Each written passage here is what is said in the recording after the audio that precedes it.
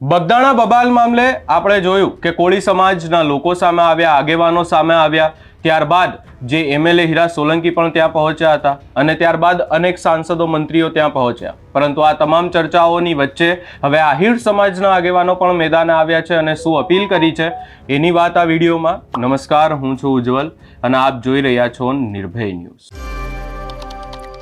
બગદાણામાં જે આગેવાન છે નવનીત, તેની ઉપર હુમલો કરવામાં આવ્યો અને આખા હુમલામાં નામ સામે આવ્યું માયાભાઈ આહિરના પુત્ર જયરાજ આહિરનું. ત્યારબાદ આ આખી વાતને લઈ અને અનેક ચર્ચાઓ થઈ રહી છે. કોળી સમાજ મેદાને આવ્યું કે એમના સમાજના વ્યક્તિ ઉપર હુમલો કરવામાં આવ્યો છે, એને ન્યાય મળે. ત્યારે હવે આ તમામ ચર્ચાઓની વચ્ચે આહિર સમાજના આગેવાન પણ સામે આવ્યા છે. આહિર સમાજના આગેવાન હમીર બરાડી સામે આવ્યા છે અને કહી દીધું છે કે અમે જયરાજ આહિરની સાથે છીએ. જે પણ વાત થઈ રહી હોય, બે સમાજ વચ્ચે પણ ક્યાંક ને ક્યાંક વિવાદ ન થવો જોઈએ. આનું ક્યાંક ને ક્યાંક કાયદેસર, જે કાયદાકીય રીતે નિર્ણય આવવો જોઈએ. વધુમાં આ સમગ્ર બાબતને લઈ અને આહિર સમાજના આગેવાન દ્વારા શું કહેવામાં આવ્યું, સૌપ્રથમ એ સાંભળી લઈએ. જય મુરલીધર, હું છું અમીર બારાડી. હવે મને બધા જે ફોન કરે છે, મેસેજ કરે છે અને બહુ બધા ફોન કરે, અત્યારે ફોન ના કરો. હું બોરડામાં જ છું અને કોઈ કાયદો વ્યવસ્થા હાથમાં ના લેતા. ભલે જેને જે સમાજને ભેગું થવું હોય થાય. કાયદાનું કામ કરે છે. કોઈ કાયદો હાથમાં ના લે અને ખોટો કોઈ કાકડી ચારો ના કરે. શાંતિ જાળવો. જ્યારે જરૂર પડશે ત્યારે પણ આપણે કાયદાકીય રીતે લડવાનું છે. કોઈએ ક્યાંય ભેગું નથી થવાનું. અમીર બારાડીની સલાહ છે. મને ફોન કરી અને તમે જે પ્રેમ મારી ઉપર છે, સમાજ ઉપર છે, એ બદલ આભાર. અત્યારે મને ફોન કરો, હું ફોન ઉપાડી નથી શકતો બધાના. હું બોરડામાં જ છું, આવી ગયો છું. શાંતિ જાળવવાની છે. બે સમાજને ઉગ્રવાદ નથી ફેલાવા દેવાનો. બે સમાજને આપણે બધાવવાના નથી. કાયદાકીય પ્રોસેસ ચાલુ છે. હું બધા જાહેર જનતાને અપીલ કરું છું, બે સમાજ એની રીતે કાયદાકીય લડશે. કાયદો કોઈ દિવસ કોઈનો પક્ષપાત નહીં કરે. અત્યારે તમે બધા શાંતિ જાળવો. સ્થિર પાણીમાં કાકડી ચારો ના કરવો કોઈએ. કાયદાનું કામ કરે. કોઈએ પણ શાંતિ દોડવવાનો પ્રયત્ન ના કરવો. જેને ભેગું થવું હોય થાય. એ બીજા નંબરની વાત છે.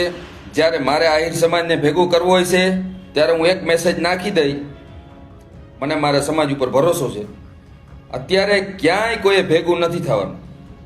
કાયદો કોઈ હાથમાં નથી લેવાનો, ક્યાંય કોઈ આવવાનું નથી. અત્યારે તમારો ભાઈ અમીર બારાડી જયરાજ આતાની હારે છે. જયરાજ આતાના ખંભેથી ખંભે મિલાવીને અમીર બારાડી ઊભો છે. જયરાજ આતાને જ્યાં જરૂર પડે ત્યાં અમીર બારાડી એની હારે છે, એની સાથે જ છે. એટલે તમે કોઈ સમાજના એ ચિંતા ના કરો. જ્યારે વાત આવશે તેથી હું મેસેજ નાખી, પણ કાયદાકીય રીતે. કાયદો કોઈએ દોડવવાનો પ્રયત્ન નથી કરવાનો. ઉગ્રવાદ નથી ફેલાવવાનો. ભાઈચારો જાળવી રાખવાનો છે. સમાજ વચ્ચે ક્યાંય કોઈએ વિખવાદ કરવી કે કોઈની એવી પોસ્ટ કે રેકોર્ડિંગ સાંભળીને ક્યારેય આહિર સમાજ અને કોળી સમાજ વચ્ચે બધાવવાના પ્રયત્નો કોઈ કરાવે તો પણ તમારીની વાતોમાં નથી આવવાનું. શાંતિ જાળવવાની છે. આપણે કોઈ જાતનો ઉગ્રવાદ નથી ફેલાવવાનો. હું હમીર બારાડી દેવભૂમિ દ્વારકાથી બધાને જાહેરમાં શાંતિની અપીલ કરું છું. અને આ મેટર કોર્ટમાં છે. એસપી સાહેબ છે, ધ્યાન છે બધાનું. અને લગભગ ગુજરાત આખાની તળાજા ઉપર નજર છે. અને કાયદાનું કામ કરે. આ વિડીયોના માધ્યમથી હું એક જ કહીશ કે મને ફોન ના કરો. સમાજની જ્યારે જરૂર પડશે ત્યારે અમીર બારાડી હાકલ કરશે એના ફેસબુક પેજમાં. અત્યારે તમે શાંતિ રાખો. અમીર બારાડી અત્યારે જયરાજ આતાની સાથે જ ખંભેથી ખંભો મિલાવીને ઊભો છે.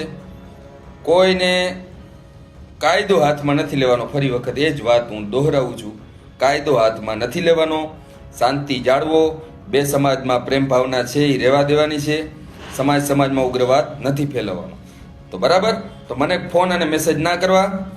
જ્યારે જરૂર પડશે ત્યારે હું સામેથી તમને આહિર સમાજને મારી રીતે કહી દઈશ. ચાલો, જય દ્વારકાધીશ.